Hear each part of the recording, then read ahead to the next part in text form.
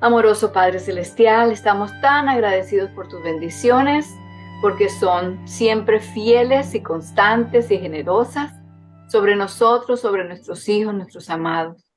Gracias también, Señor, porque esta mañana nuevamente tu Espíritu Santo nos invita a reunirnos alrededor de tu palabra, a escucharte, a saber lo que tú tienes para decirnos y a permitir que tú nos guíes, nos transformes y nos lleves día a día por el camino que tú deseas. Bendice a aquellos que todavía no han llegado y tráelos con seguridad y con rapidez también a la reunión. En el nombre bendito de Jesús te lo pedimos y te lo agradecemos todo. Amén. Bueno, entonces comencemos con el repaso de los versículos de memoria. Vamos a comenzar con los del capítulo 1, versículos 6 y 7. Me maravillo de que tan pronto, abandonando al que os llamó por la gracia de Cristo, os paséis a otro evangelio. No es que haya otro evangelio, sino que algunos os perturban y quieren pervertir el evangelio de Cristo. Ahora Gálatas 2, 19 al 21. Porque por la ley he muerto a la ley a fin de vivir para Dios. Con Cristo estoy juntamente crucificado y vivo. No ya yo, mas vive Cristo en mí. Y lo que ahora vivo en la carne, lo vivo por la fe del Hijo de Dios, el cual me amó y se entregó a sí mismo por mí. No desecho la gracia de Dios, porque si la justificación fuese por la ley, entonces por demás murió Cristo, o en vano murió Cristo. Vamos ahora al capítulo 5 y luego repasamos el 16 también. Los del capítulo 5 son del versículo 13 al 16 y hablan de la libertad. Vosotros, hermanos, habéis sido llamados a ser libres, pero no uséis la libertad para satisfacer la carne, sino servíos con amor los unos a los otros, porque toda la ley se cumple en este solo precepto. Amarás a tu prójimo como a ti mismo. Pero si os mordéis y os devoráis unos a otros, cuidad que no os consumáis mutuamente. Digo pues, vivid según el Espíritu, con E mayúscula, ¿verdad? Es el Espíritu Santo, y no satisfaréis los malos deseos de la carne. Y ahora los de Gálatas 6, 12 al 15, este es el último capítulo de Gálatas, y estamos también en las últimas páginas del libro, no tan cerca todavía de terminar, pero quiero animarlos a que sigan practicando a diario, repasando. Permitan que las palabras de los versículos 12 al 15 del 16, de Gálatas 6, puedan estar siempre fluyendo por sus mentes para que el Espíritu Santo las fije y las retenga allí para usted. Gálatas 6, 12 al 15. Comienza diciendo: los que quieren ostentarse según la carne os obligan a que os circuncidéis, solo por no padecer persecución por la cruz de Cristo. Pero ni los mismos circuncidados guardan la ley, pero quieren que vosotros os circuncidéis para gloriarse en vuestra carne. No se complacen solamente con gloriarse en la carne de ellos mismos, sino también quieren gloriarse en la carne de otros. Pero lejos esté de mí, dice Pablo, pero lejos esté de mí gloriarme, sino en la cruz de nuestro Señor Jesucristo, por quien el mundo está crucificado a mí y yo para el mundo. Versículo 15, perdón. Porque en Cristo Jesús ni la circuncisión vale algo, ni la incircuncisión. Lo que vale es la nueva creación. Repitamos el 14 y el 15 otra vez. Pero lejos esté de mí gloriarme, sino en la cruz de nuestro Señor Jesucristo, por quien el mundo es crucificado para mí y yo para el mundo. Porque en Cristo Jesús ni la circuncisión vale algo, ni la incircuncisión. Lo que vale es la nueva creación o la nueva criatura. Es diferente del 5:6 porque en ese no dice al final lo que vale. Otra vez el 14 y el 15, pero lejos esté de mí gloriarme, sino en la cruz de nuestro Señor Jesucristo. Porque en el mundo es crucificado para mí y yo para el mundo. Porque en Cristo Jesús ni la circuncisión vale de algo, ni la incircuncisión. Lo que vale es la nueva creación o la nueva criatura. Muy bien, entonces ahora sí vamos a ir a nuestro libro. Estamos en el capítulo 6 del libro que está, y habíamos llegado hasta la página 156. Página 156.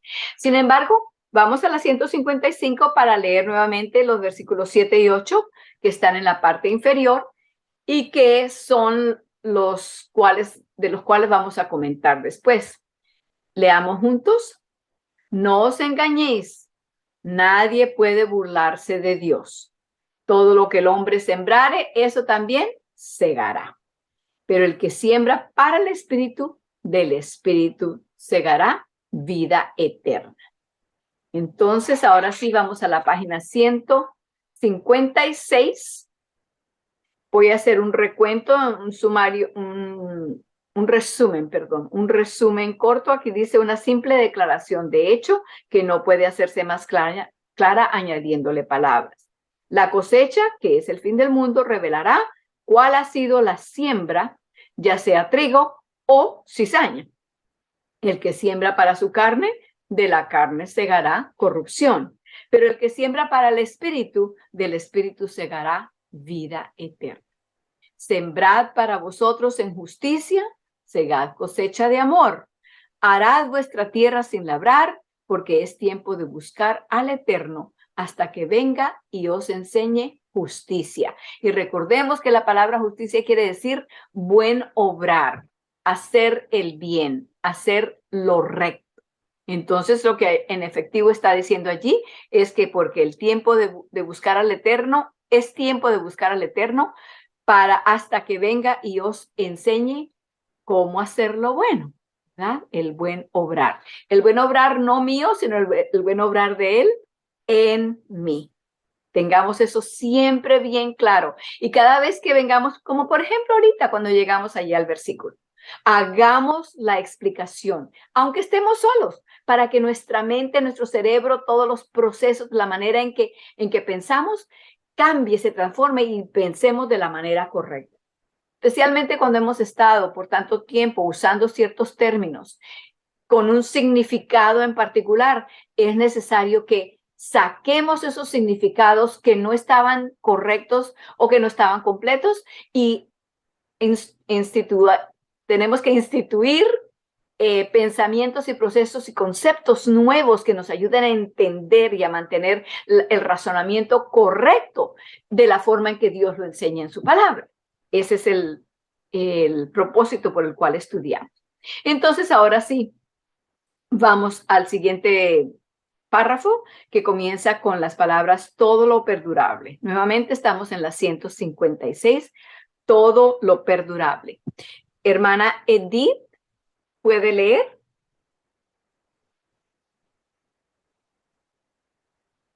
Y tengan, dígame, si está allí la hermana No. Edith. Sí. Okay. Sí, hermano. Tengan lápiz o lapicero, no sé si ustedes están subrayando o no, pero cuando yo les... Hay una oración allí, en ese párrafo que la hermana va a leer ahorita, que quiero que la subrayemos porque está muy precioso. Bueno, hermana, lea entonces, por favor. Sí. Todo lo perdurable proviene del espíritu. La carne es corruptible y corrompe. Aquel que consulta solo su propio placer, cumpliendo los deseos de su carne y mente, cosechará corrupción y muerte. Pero el deseo de su carne y mente, pero el espíritu es vida por medio de la justificación. Y aquel que consulta solo la mente del espíritu cosechará abundantemente gloria, porque y si el espíritu, pero si el espíritu de aquel que levantó de los muertos a Jesús, Jesús habita en vosotros. El que levantó a Cristo de entre los muertos vivificará también vuestro cuerpo mortal por medio de su espíritu que mora en vosotros. Porque si viviréis conforme a la carne, moriréis, porque si el espíritu dais, pero si por el espíritu dais muerte a las obras de la carne, viviréis. Romanos 8, del 11 al 13. Y aquí viene la oración, la frase que quiero que subrayemos. La subrayamos no solamente en el libro, sino vamos a subrayarla en la mente también. Hermana, léala despacio. Dice, maravilloso. Si viviremos, moriremos. Si moriremos, viviremos. Fíjense cómo, antes de que siga, esa es la frase que quiero que recalquemos allí. Vamos a enfatizar esa. Cuando morimos con Cristo, entonces vivimos, tenemos vida. Pero cuando seguimos vivos en la carne, ¿vamos a qué? A morir. A morir. Entonces, que es una paradoja, ¿verdad? Como una contradicción. ¿Quién ha dicho que para vivir tenemos que morir? No, de acuerdo a la enseñanza bíblica y a los conceptos de la verdad, esa es la verdad para el cristiano. Si vivimos, moriremos. Vivimos aquí, hacemos todo lo que queremos, hay el gozo y la gratificación y todas las fiestas y todo esto y todo lo otro. Pero ¿a dónde nos lleva eso? Solamente a la muerte. ¿Qué final tiene? ¿A qué rumbo nos lleva? ¿Cuál es el destino al cual vamos?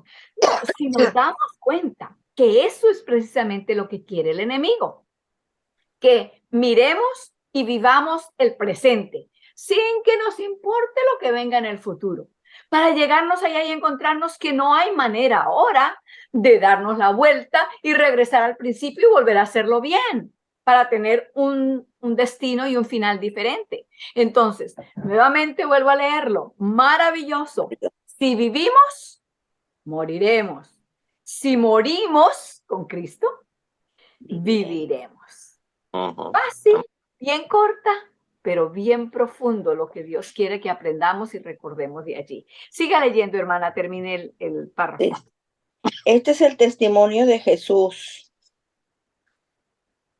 Porque el que quiere salvar su vida, la perderá, y el que pierda su vida por causa de mí, la hallará. Mateo 16, 25. Cristo lo dijo en sus propias palabras.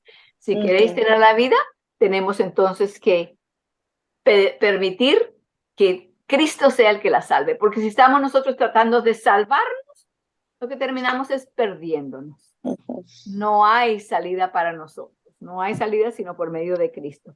Ok, hermano Sixto, por favor, lea el siguiente. Estamos en la página 156, el último párrafo. Siga.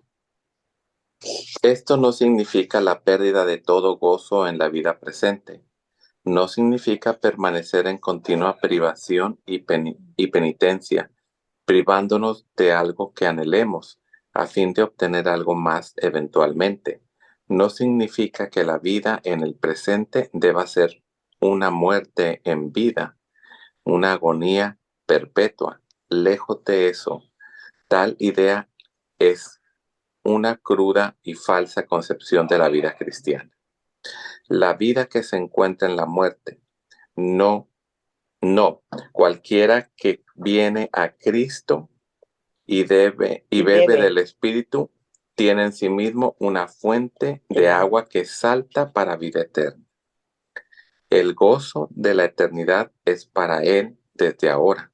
Desde ahora, hermanos, tengamos eso muy presente, porque entre el cristianismo, y estoy hablando del cristianismo en general, ¿no? Y hay toda clase y especie de cristianismo que se junta en un solo grupo, así cuando hablamos en general. Hay aquellos que creen que para vivir una vida cristiana tenemos entonces que vivir una vida doliente, donde estamos martirizándonos a nosotros mismos, haciéndonos pasar por dolor y por sacrificio y por una vida escuálida, llena de, sin alegría, sino todo el tiempo mostrando como que estamos sufriendo, que todo el mundo sepa que no somos felices y así es como nos sentimos felices por dentro. Pero Cristo dice, no, esa no es la manera. Bien que les señaló a las personas de su tiempo. Les dijo, no hagan como los escribas y los fariseos. Cuando ellos ayunan, entonces se paran en las esquinas de las calles, todos se echan ceniza y demás para que se vean bien arrepentidos, pero se ven todos escuálidos, pálidos, están las caras todas huecas, están llorando, pero hacen todo eso solamente para que los demás los vean. Por dentro no tiene ningún arrepentimiento, no hay ningún deseo de seguir al Señor. Y no es con esas caras de infelicidad que vamos a hablar, hablando de marketeo. Esa no es la manera de marketear, si así lo vamos a decir, al Señor. ¿Quién va a querer una vida así? ¿Y quién va a querer cambiar la vida que ellos piensan que tienen de tanta diversión por algo así? Dicen, no, yo no quiero vivir así. Si tengo que vivir así, mejor vivo de la vida de la forma que quiero. Al final me voy a morir de todas maneras.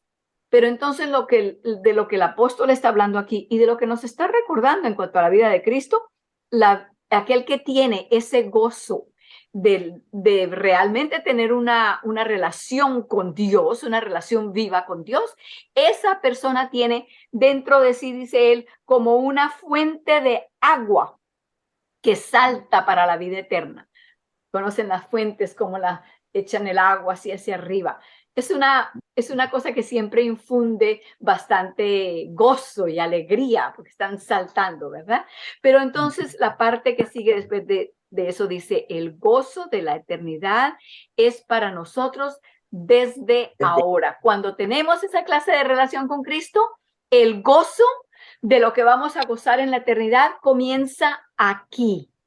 Comienza aquí. No tenemos que vivir una vida dolida y entristecida para entonces decir, bueno, ahora sí me merezco el gozo de la eternidad. No, hermanos, Dios nos llama a gozo aquí, en medio de nuestras circunstancias, que es el comienzo del gozo en el cielo. Él nos da, como decir, un gusto, una prueba. Podemos gustar qué es cómo va a ser en el cielo. Y estoy segura de que muchos de nosotros podemos pensar y recordar situaciones en las cuales hemos dicho, esto ha sido como un pedacito de cielo aquí en la tierra. Y Dios quiere que así vivamos, con nuestra mente en el cielo, porque para allá es que vamos, ese es nuestro destino. Siga, hermano, entonces de ahí para adelante estamos en la página 156. El gozo de la eternidad es para él desde ahora. Su gozo es completo día con día. Se satisface abundantemente en las grosuras de la casa de Dios, bebiendo del río del placer de Dios. Tiene todo lo que anhela, pues su corazón y su carne claman solamente por Dios, en quien hay plenitud. Anteriormente pensaba que estaba realmente viviendo la vida, pero ahora sabe que no está más que contemplando el sepulcro, el foso de la corrupción. Ahora comienza realmente a vivir y el gozo de la nueva vida es indescriptible y lleno de gloria. Así que canta, no hay otro nombre sino el de él, que pueda mi alma satisfacer. En él hay vida, gozo, amor. No hay otro nombre sino el de él. Amén. Notan allí que en las palabras del canto, ¿quién es el centro del gozo? No es la persona, estoy gozando porque tengo amigos, estoy gozando porque estoy bebiendo, estoy gozando porque hay música, porque hay baile, porque hay esto, porque hay lo otro. No, todo se centra en el Señor. El Señor es la razón por la cual tenemos ese gozo. Bueno, entonces seguimos ahora, estamos en la página 157. Hermana Mari, ¿puede leer el siguiente párrafo? Que es el de, comienza nuestro astuto enemigo.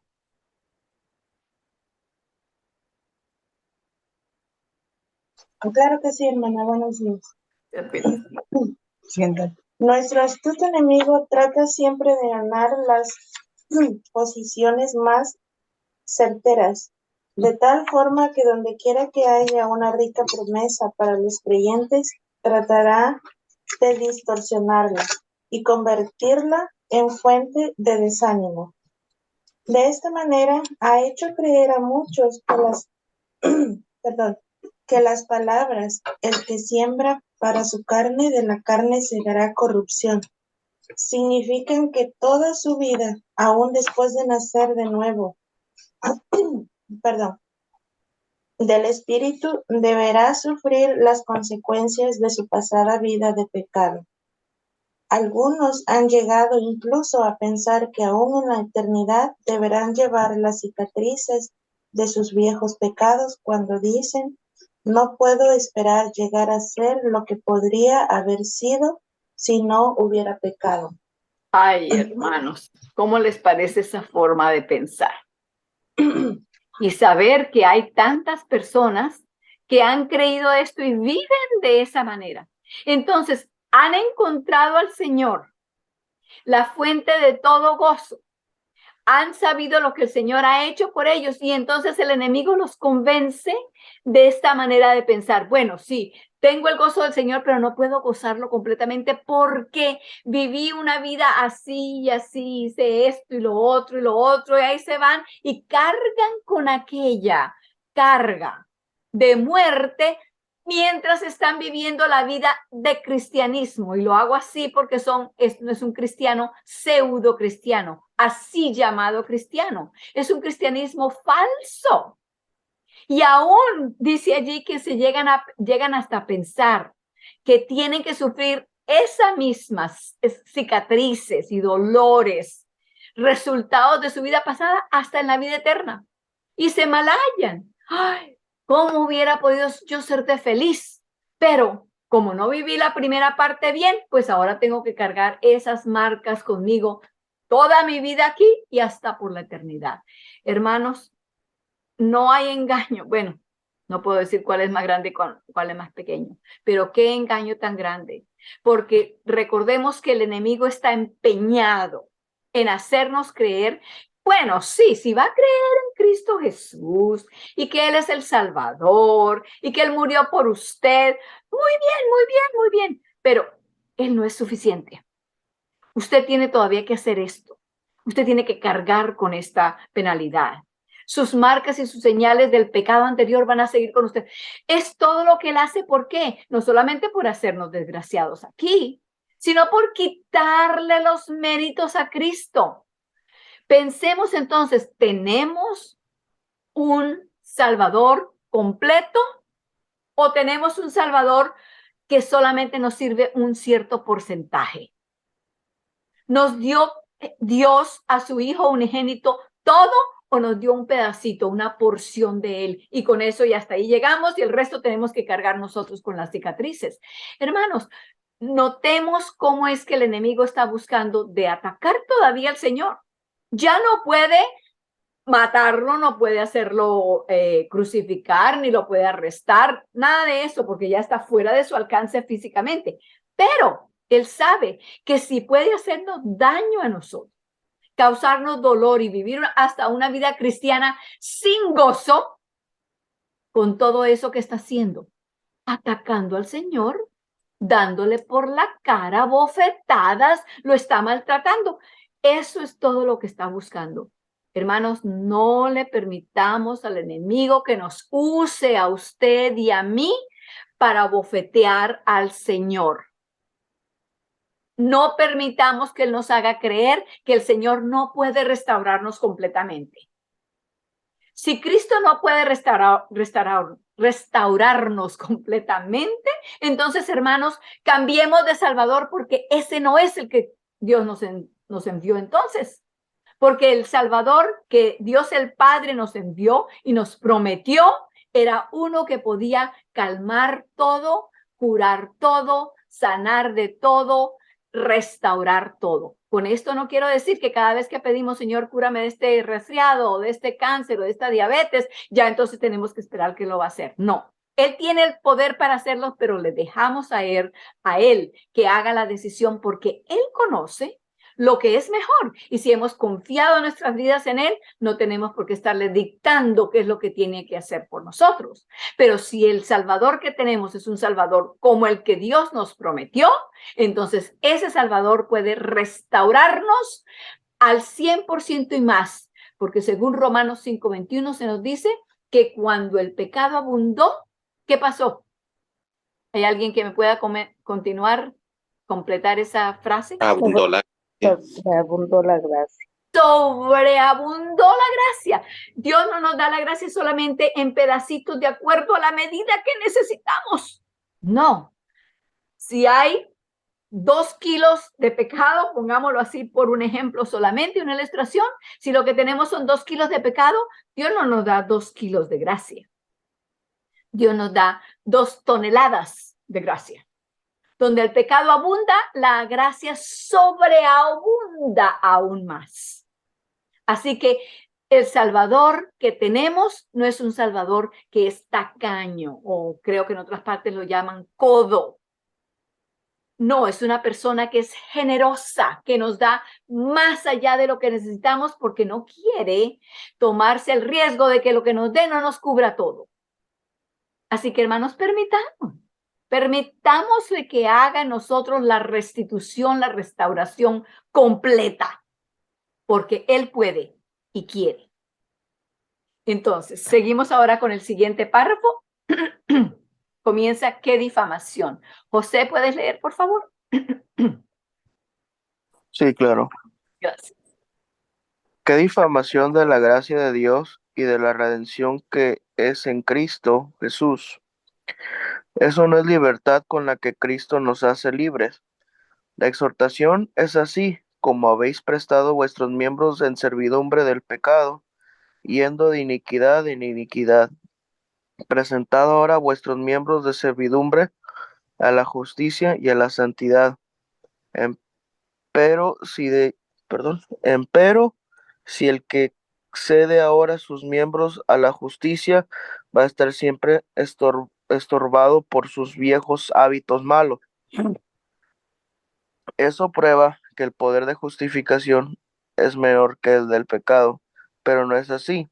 La gracia abundó sobre el pecado y es tan poderosa como los mismos cielos. Amén. Amén. Que podamos dar ese testimonio en nuestras propias vidas y no carguemos con la culpabilidad del pasado, que ya Cristo nos ha dicho que no hay condenación para nosotros. Ya eso está arreglado y Él lo olvida. Si Dios lo olvida, hermanos, por favor, olvidémoslo nosotros también y no permitamos que el enemigo cada vez lo esté arrastrando y trayéndolo y poniéndolo enfrente de nuestras caras y acusándonos nuevamente de ello.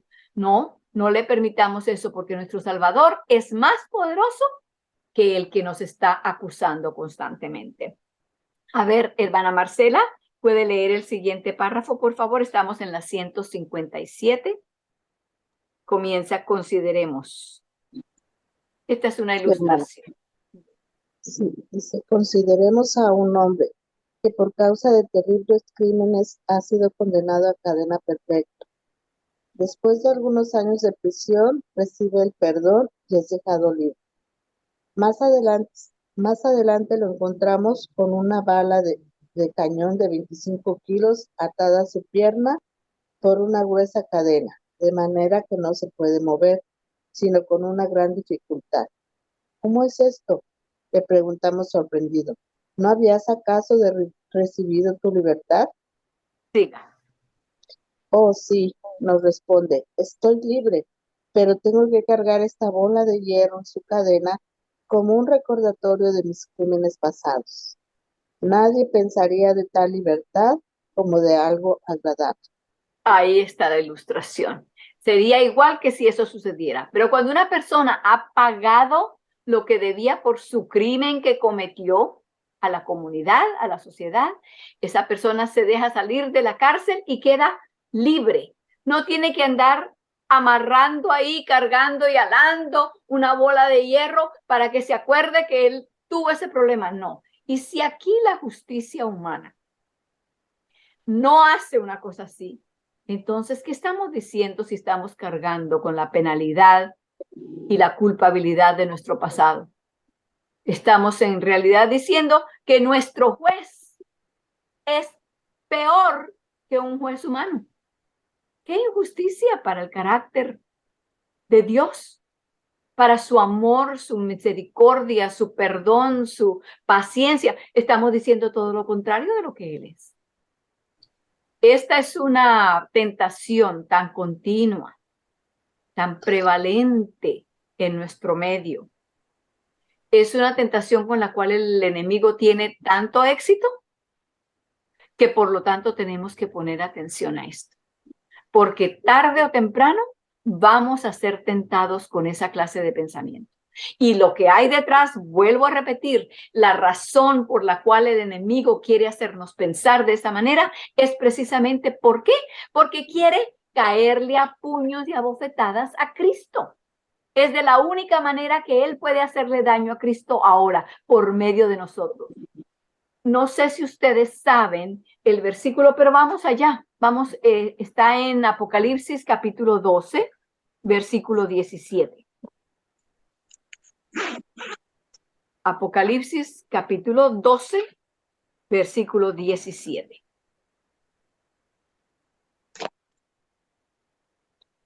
Janet, si lo tienes, por favor, ¿lo puedes leer? La palabra dragón allí es un símbolo para el enemigo, para Satanás. En otra parte del mismo capítulo, del capítulo 12 de Apocalipsis, en el versículo 9, creo que es, o 10, a ver dónde es que está. Sí, en el 9 dice, y fue lanzado fuera aquel gran dragón, la serpiente antigua, que se llama Diablo y Satanás. Entonces, cuando oigan dragón, ya saben que es Satanás del cual está hablando. A ver, lee, Janet, si lo tienes. Capítulo 12, versículo 17. Perdona. Ok. Entonces el dragón fue airado contra la mujer y se fue a hacer guerra contra los otros de la simiente de ella, los cuales guardan los mandamientos de Dios y tienen el testimonio de Jesucristo. Entonces, aquí está el dragón, el mismo diablo, el mismo Satanás, la misma serpiente antigua que conocemos en la historia del Edén cuando tentó a Adán y Eva y los hizo caer. Ese mismo enemigo de Dios y enemigo nuestro, ese mismo cuando ya se vio que Cristo ya lo habían crucificado, pero resucitó y regresó al cielo, entonces, ¿qué fue lo que hizo? Se airó, pero no podía llevar a cabo su ira contra Cristo ya más. No directamente, ya no podía otra vez crucificarlo y que muriera y mantenerlo dentro de la tumba. No pudo tampoco hacer eso. Así que su frustración se aumenta a medida que pierde las batallas. Entonces, ¿qué es lo que hace?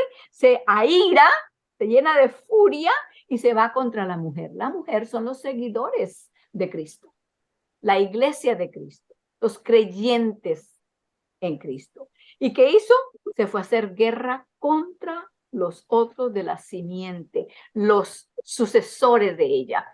La iglesia cristiana que Cristo instituyó, porque son cristianos, por eso se llaman cristianos, porque seguimos a Cristo, a los discípulos, a los apóstoles, a los evangelistas, a todos los que ellos convirtieron y que siguieron regando las buenas nuevas del evangelio. Todos esos son la simiente de Cristo, los seguidores de Cristo. Como no puede atacar a Cristo, ataca a los seguidores de Cristo. Y no se quedó solamente con los seguidores de Cristo en el primer siglo de la edad cristiana. Los del segundo, tercero, cuarto, etcétera, hasta el 18, 19, 20 y 21 siglos. Aquí estamos en el siglo XXI y el enemigo está cada vez más airado porque él sabe que le queda poco tiempo. Entonces, con mayor ahínco trabaja. ¿Para qué? Para tratar de arrancarle los creyentes y seguidores a Cristo. La pelea, la batalla, la controversia, el conflicto es de él contra Jesús. Por eso ataca a los seguidores de Jesús. Entendamos esto bien. Esto no son solamente palabras allí sobre una página, tinta de imprenta y un libro que luego entonces se puso junto y se le puso una tapa y se le es de cuero o es de lo que sea. No es eso, es lo que es la realidad. Eso está hablando de usted y de mí.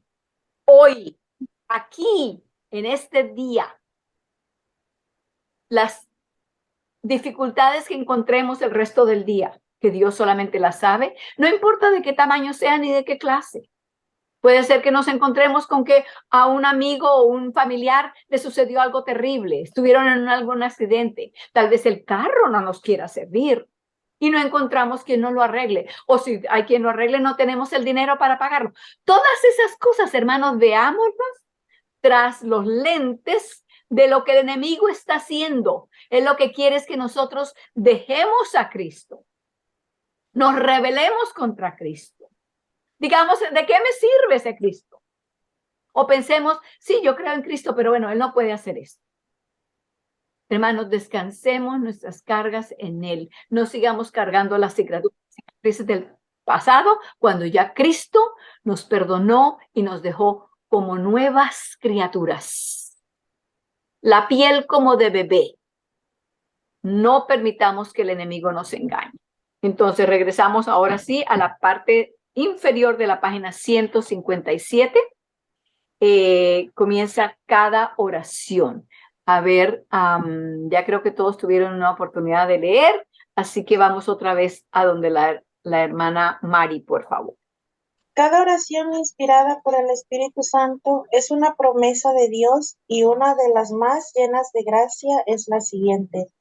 De los pecados de mi juventud y de mis rebeliones no te acuerdes. Conforme a tu invariable amor, acuérdate de mí por tu bondad, oh Eterno. Salmos 25:7. Hermanos, quisiera que aunque ya la hermana lo leyó allí del libro, abramos la Biblia a Salmos 25:7. Si usted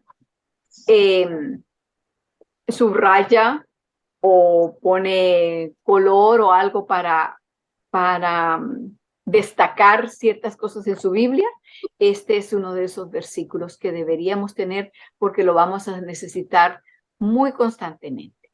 Salmo 25:7. Estamos diciendo al Señor y nos estamos recordando también a nosotros mismos, estamos hablándole a nuestra mente y diciéndole, no te estés acordando de los pecados de mi juventud. No estamos aquí queriendo decirle al Señor, no es que no te creo.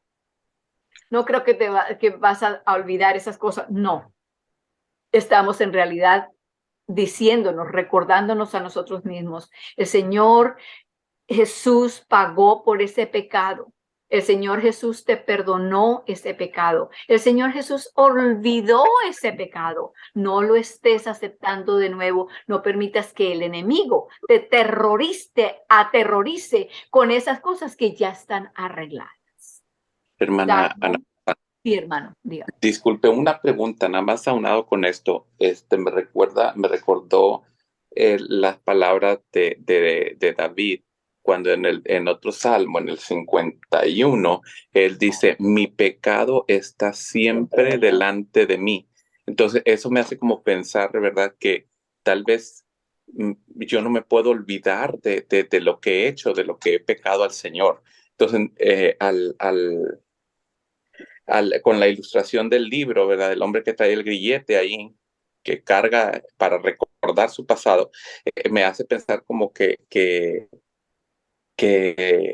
siempre vamos a estar nosotros pensando en lo que mal hicimos, como si no hubiéramos, como que si siempre tendremos que pedir perdón y perdón por lo que hice hace 50 años. Eso es vivir, eso es querer vivir sin el gozo del Señor, porque en ese mismo Salmo 51 al cual usted se refirió, donde él dice, mi pecado está siempre delante de mí, él también dice en el versículo 10, crea en mí, oh Dios, un corazón limpio y renueva un espíritu recto dentro de mí. No me eches de delante de ti, ni quites de mí tu Santo Espíritu. Versículo 12, devuélveme el gozo de tu salud y el espíritu libre me sustente. Entonces, hay dos clases allí, creo que estamos hablando de lo mismo y de lo diferente, porque es cierto que no es que nos va a dar amnesia y nos van a decir, ¿te acuerdas? Pero recuerda, no, yo no me acuerdo de nada. No, no es eso. Pero si lo vamos a recordar simplemente porque no queremos caer en lo mismo, ¿verdad? Porque si no aprendimos de nuestros errores pasados y los estamos olvidando todo el tiempo, vamos a seguirlos repitiendo, sin aprender nada, sin sacar ningún beneficio de la situación en la cual pasamos. Pero una cosa es recordar para así no permitir al enemigo que nos vuelva a engañar con lo mismo, y otra cosa es llevar la penalidad y la culpabilidad, el sentido de culpabilidad, cuando ya ese sentido el Señor ya nos liberó de él. Entonces, vamos a permitirle que nos cure, pero no vamos a estar abriendo otra vez la herida para que siga sangrando y el Señor viene y nos pone los puntos y nos pone esto y lo otro y la vitamina D para que la piel se sane y nosotros seguimos allí. Dale, abriendo. Esas son dos cosas diferentes, pero me alegra que lo trajo a colación. Sería entonces como testimonio, ¿verdad? De nuestra vida pasada, o sea, el recordar ahora dónde estaba, dónde me tiene ahora el Señor. Exactamente. Y la honra siempre, quiero agregar a eso, la honra siempre para lo que Dios ha hecho, porque Amén. Muchas veces también se escuchan así testimonios de vidas pasadas donde se glorifica y se habla más de todo lo que se hizo y todos los delitos y crímenes y demás, y se deja al Señor para la última parte y esa es cortita y ya. Se acabó la historia, entonces todo el mundo se acuerdan es lo que hizo fulano y dónde estuvo y en cuál guerrilla y a quién mató y esto y lo otro, y se olvida de que lo que se estaba contando era el rescate que Dios había hecho. Entonces pongamos el énfasis donde el énfasis va. Contemos en palabras pocas lo que el Señor hizo. El rey David, aunque se arrepintió, no siguió todo el tiempo, entonces cada vez hay. Y claro que muchas cosas cambiaron y hay ciertas cosas, resultados que se cargan por el resto de la vida. Por ejemplo, lo que le pasó al rey David con el pecado de él, que fue que mató al esposo de la mujer con quien él había tenido un adulterio y lo mandó matar porque la mujer estaba en estado y él estaba embarazada, o también no sé si alguien entienda eso o no, estaba embarazada y entonces quería hacer pasar de que el hijo no era de él, sino era del esposo que había muerto en batalla y ahora el muerto pues no estaba para decir, no, yo no fui, ese hijo no es mío.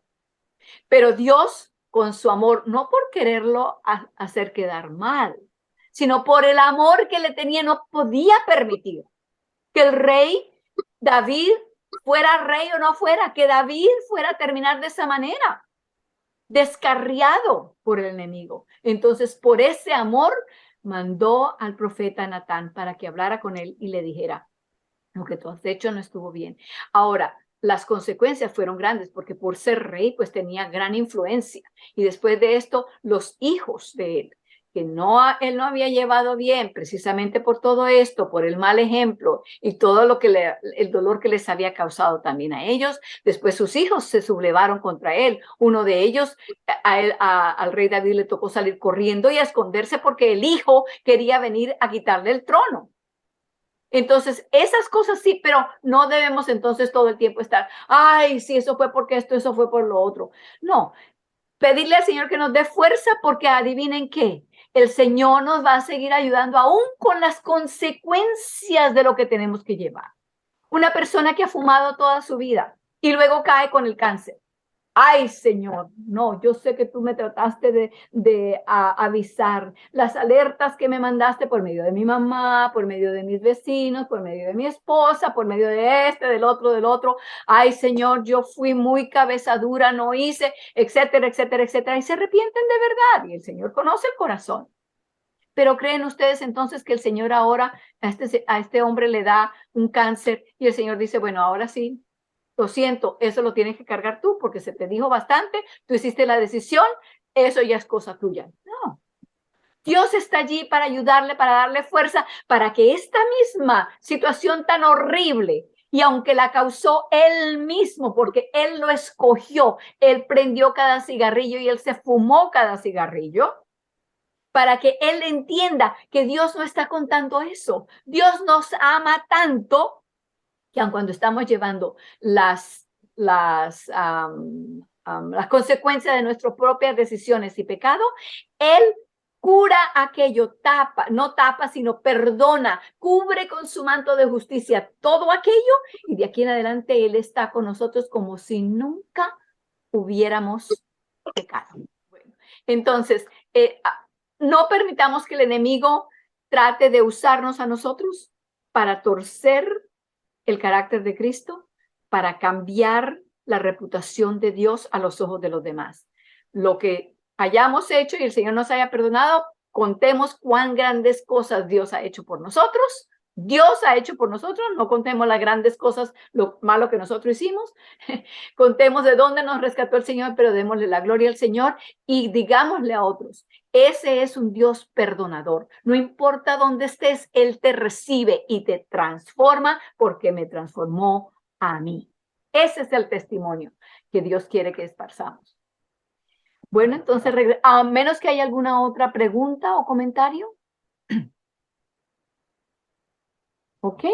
Parece que no. Entonces, volvemos ahora, página 158, en la parte superior, comienza cuando Dios perdona nuestros pecados. Hermana Marcela, ¿puede leer usted?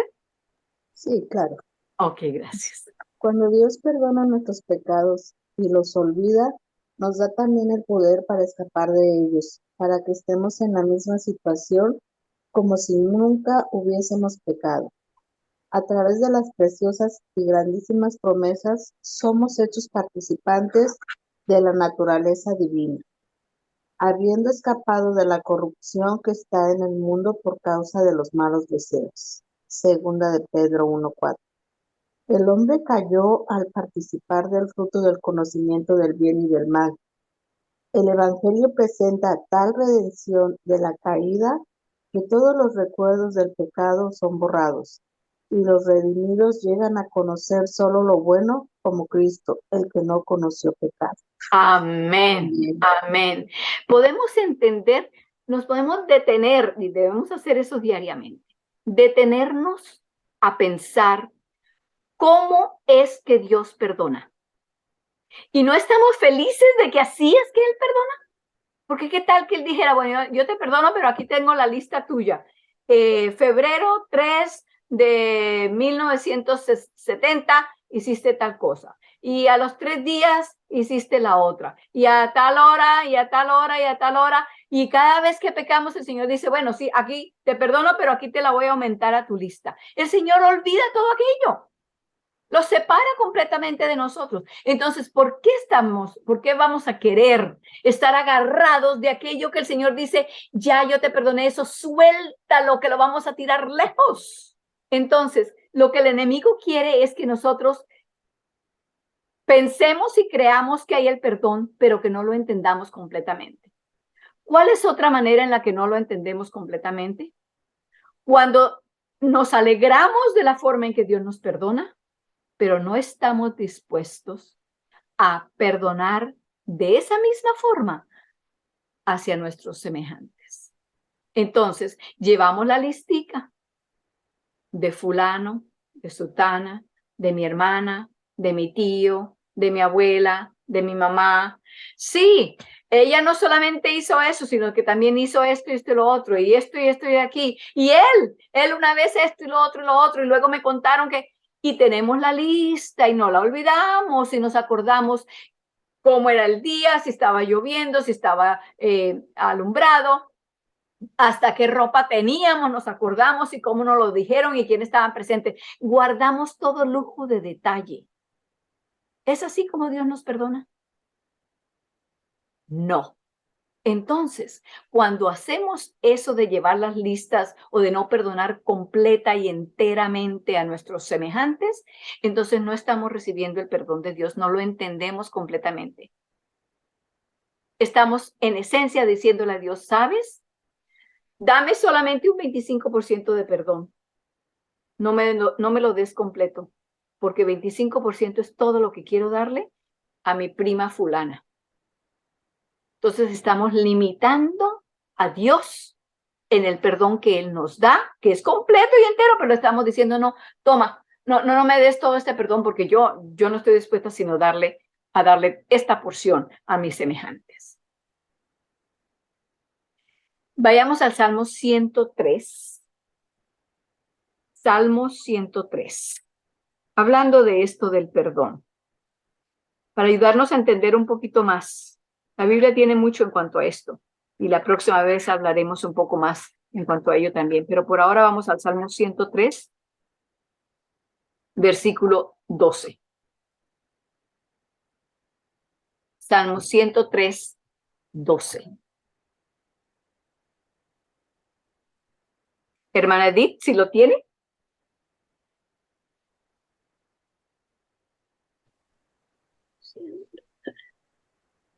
12. ¿Cuánto está lejos el oriente del occidente?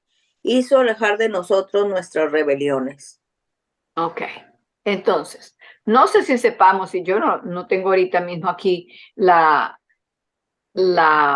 dato de la circunferencia de la Tierra, para decirles, bueno, está a tantas millas, pero es mucho más que eso, porque usa el oriente y el occidente. Y el hecho es que él hubiera podido usar el norte y el sur si quería decir de una distancia grande, para decir así de grande, separado los pecados de ustedes. A 20,000, 57,000 millas, no sé cuántas habrán, pero va a tantos kilómetros separado. Pero no usó el norte y el sur, usó el este y el oeste, el oriente y el occidente. O sea, la dirección del Ecuador, de la circunferencia de la Tierra de este lado. Porque el norte y el sur al fin se encuentran. Si usted, no que se encuentre el norte y el sur, pero si usted va caminando hacia el norte y llega al polo norte y sigue derecho, pasa de ahí y sigue andando, ya ahora va en dirección del sur. Y cuando llega al sur, al polo sur y sigue derecho, sigue entonces ahora en dirección del norte y así va norte, sur, norte, sur, norte, sur. Pero en el oeste, en este y oeste o oriente y occidente no sucede eso. Usted comienza a viajar en forma oeste de la Tierra y no importa dónde llegue, puede volver a pasar, siempre va en dirección oeste o en dirección occidente. Si comienza a viajar de la otra forma y sigue viajando, seguirá siempre al oriente, al oriente, al oriente, al oriente, al oriente. El oriente y el occidente nunca se cambian de dirección, a menos que usted dé la vuelta y se regrese. Entonces Dios dice, así como está de lejos el oriente del occidente, eso quiere decir que es el infinito. Porque nunca puedes, si sigues en la misma dirección, jamás vas a llegar al otro punto cardinal, yendo en esa cierta dirección de oriente y occidente. Entonces Dios usa eso para decirnos, mira, así de lejos como está el oriente y el occidente, que nunca se pueden cambiar, así de lejos he quitado tus rebeliones, tus transgresiones. Así es como Él nos perdona. Y así es como Él lo hace, porque con su ejemplo quiere que nosotros aprendamos a perdonar a nuestros semejantes de la misma forma. Si estamos felices de que Dios nos ha perdonado y ha olvidado nuestro pecado, lo ha echado detrás de sus espaldas, dice en otro lugar. En otras partes de la Biblia dice que lo ha echado al fondo del mar. Si estamos felices y gozosos de eso, permitamos a nuestros semejantes de que también tengan el mismo gozo con las transgresiones que ellos han hecho en contra de nosotros. Sean bien en el pasado, sea que la persona ya no exista, o sea que no lo hayan hecho hace media hora o ayer o la semana pasada. Y puede que sea que la persona que lo hizo no sea ni siquiera miembro de nuestra familia. Puede ser el jefe, puede ser el vecino, puede ser una persona con quien tuviste una transacción financiera y no te trató bien. A todos debemos compartir el mismo perdón que hemos recibido de Dios. En ese, hasta donde llegamos, hermana Marcela estaba leyendo, creo. Se me olvidó quién era. Sí. Síguese aquel que siembra para la carne. Es el siguiente. Ok, muy bien. ¿Dónde estamos? Yo creo que ya no tenemos tiempo tampoco, nos quedan 2 minutos. Pero entonces vale la pena que recordemos, voy a sumarizar, a resumir lo que hablamos entonces, que el Espíritu Santo nos dé la fuerza y el deseo de perdonar a otros como Cristo nos ha perdonado. De hecho, que esto está también contenido en el Padre Nuestro, ¿verdad? Perdona nuestras deudas como también nosotros perdonamos a nuestros deudores. La relación allí debería ser de que nos ayudes a perdonar a nuestros deudores como tú nos has perdonado. Allí pareciera que como que Dios va a decir, no lo perdonaste sino el 25%, te quito el 75% entonces porque tú solamente, no. Dios no obra así. Es que nosotros aprendamos de Él a pasar la misma cantidad, la misma generosidad de perdón que ya hemos recibido de Él, porque Dios nos perdonó en Cristo cuando Él murió. Así que no seamos codos con nuestro perdón para los demás, porque Dios no ha sido así con nosotros. No ha tenido avaricia, sino que ha sido generoso. Entonces vamos a ponernos de rodillas para la oración. Oremos. Amante Padre Celestial, cada vez que abrimos tu palabra, tenemos la oportunidad de ver tu carácter y cada faceta nos deja cada vez tan sorprendidos por un lado y por otro lado nos deja con la boca abierta de que tú seas tan profundamente amoroso.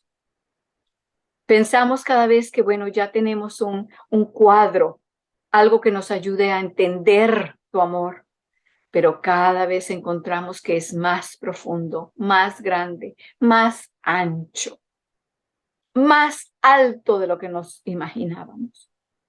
Y tú nos invitas a que crezcamos hasta la estatura de Cristo. Ayúdanos, Señor, para que ese sea el deseo de nuestro corazón también. Que no importa lo que venga, te lo entreguemos a ti y que recibamos de ti la dirección cómo hacer las cosas. De manera que nosotros no lo hagamos de acuerdo a nuestra propia voluntad y que en medio de hacerlo en nuestra propia voluntad te estemos dando a ti una reputación por el suelo delante del mundo.